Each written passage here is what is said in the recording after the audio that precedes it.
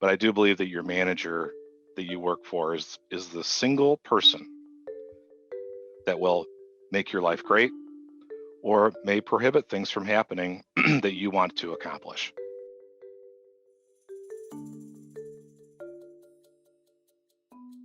Hello, my name is Sajid Khan, President of MicroAgility, and welcome to the CXO Series, which has been bringing insight of C-level executive to you via our MicroAgility blog for over a decade. We are excited to start the CXO Series in a new video format. Our goal is to continue to bring you the insight of C-level executive. It is my great pleasure today to welcome our very first guest and pioneer in the industry, Jeff Baetz. Jeff is the Global Industry Chief Technology Officer at IBM. Jeff, thank you very much for taking the time out. Thank you for having me. It's a pleasure to be here. Jeff, to start off, tell us how did you get into the industry? What led you to what you are doing today? Okay. So I will never forget a conversation that I had with my 9th grade high school speech teacher. And he came to me after class and said, "You don't need to be in this class anymore. We need to get you into a competitive speech forensics or debate program within the high school curriculum." So I looked at the debate team and I looked at the forensics team, and I picked the forensics team. And the category that I was assigned to was called broadcast journalism. And I was pretty good at it. And it worked out for my entire high school career, where I was doing tournaments and doing a contest speech. And then when I graduated from high school, I had this dream of becoming a newsman and interned at local Channel 7 affiliate here, local ABC affiliate here in Detroit.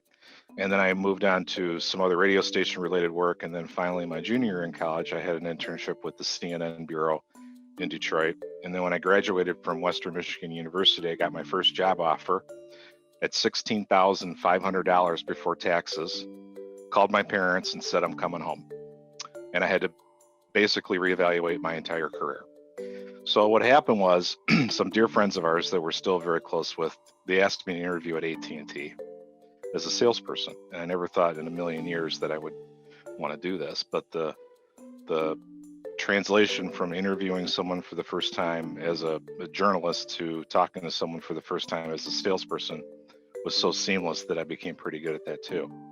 So I worked for a number of different companies, big and small, partners and OEMs in the technology space. And in August of 2016, I landed a position to come over to IBM. And I've had 4 different roles at IBM up until March of 2020, where I was asked to take a promotion as the CTO for the worldwide industrial market. So I represent our data science elite team and our expert lab services team for all of our oil and gas customers, our petroleum customers, chemical customers, and other clients that are in automotive, discrete manufacturing, heavy manufacturing, electronic manufacturing, aerospace, and mining. So still a salesperson at heart, but now I'm really more of a verticalized industry expert that is here to tell the story about what we're hearing from our clients, what the use cases are, and how do we solve problems, either with clients or in partnership with clients during sessions like this, which is what we call our eminence responsibility on behalf of the CTO role. So that's my story. I'm 48 years old. I've been married 21 years with 2 kids, and I've been involved in automotive and heavy manufacturing, sales and service consulting sales my entire career. Very fascinating. Thank you very much for sharing. Clearly, you have been around for a while and been working in the industry. Let me ask you, how has the past year been for your industry during this pandemic? So IBM manages all of our customers by way of vertical markets. So we have a financial services team, we have a communications team, we have an industrial team, which I represent with my partner, Dr. Ben Amaba.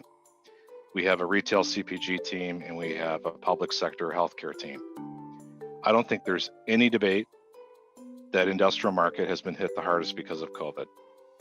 So if you look at some of our clients in South America where their mines were physically shut down by their respective governments, or what COVID has done to the supply chain, return to work, decision optimization, all the things that are going on to try and get plants back up and efficiently, there's no question that COVID has hit us the hardest.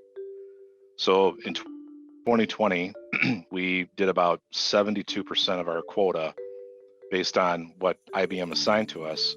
And respectfully, I thought that was a pretty good performance because of just the amount of shutdowns that have taken place, people being afraid to go to work, people being afraid they're going to get sick, and just what's happened with manufacturing.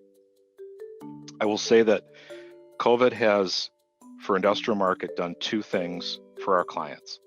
They've come to us and said, I need two things from you, Jeff. I need operational efficiency and I need cost takeout. If you don't have those two things to talk about with me today, I'm not taking a meeting.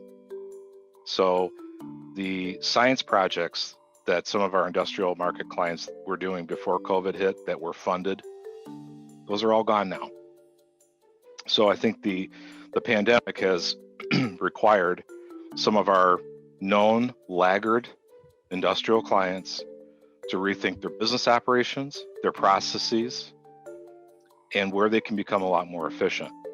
So it's not just competition anymore, it's the pandemic that has had such a dramatic effect on our business. Certainly, I mean, COVID has upended many of the business models and all that. And let me bring the digital transformation in conversation, Jeff. You've been designing and implementing complex technical solutions for various organizations. How important would you say is the digital transformation during these times? Yep, I think it has to be a board level CEO, chairman initiative on down. I think it needs to be in mission statements. It needs to be in project charters. It needs to be sponsored by an executive. So when I think of the Industrial Revolution 4.0 or Industry 4.0, I mean, there's so many buzzwords and I'm not here to really deal with buzzwords, but if you look at what the funded projects are in automotive right now, it's connected vehicle, smart mobility, autonomous, electrification. Those are the ones that they care the most about.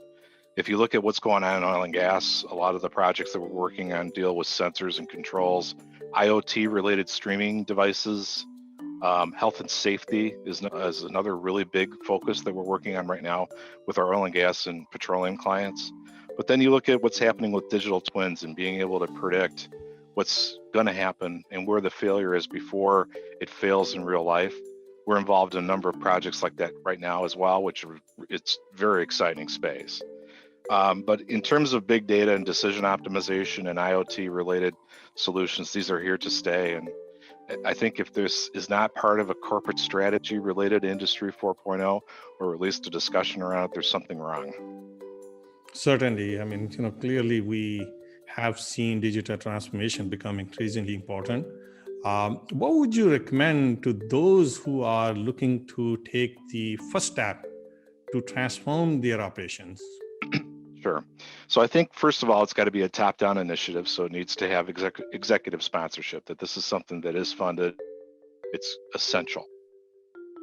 It's a project that has been discussed. It's been vetted internally and has resources and funding attached to it. I think we also have to look at the fact that this is a journey. It's a nation. So when customers come to us and say, can you help me optimize my supply chain? It's not a project, it's a journey. Supply chain optimization and realization for us is probably the second largest problem that we're trying to address right now in industrial market, let alone in automotive because of the current semiconductor shortage crisis that's going on right now. So I think it has to be viewed as just a long-term journey. It cannot be a beginning and an end or a bookend. And then the other piece I think that's important is to pick a solid business partner. Go through the interviewing process,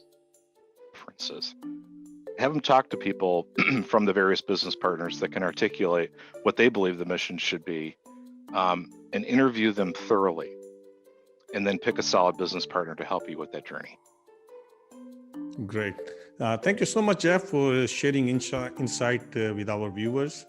For the viewers who may be looking to join your field or follow in your footsteps, what's something you wish you knew 10, 15 years ago? So I've had some time to think about this, and I will say that at 48 years old, I don't know everything, and I won't ever know everything.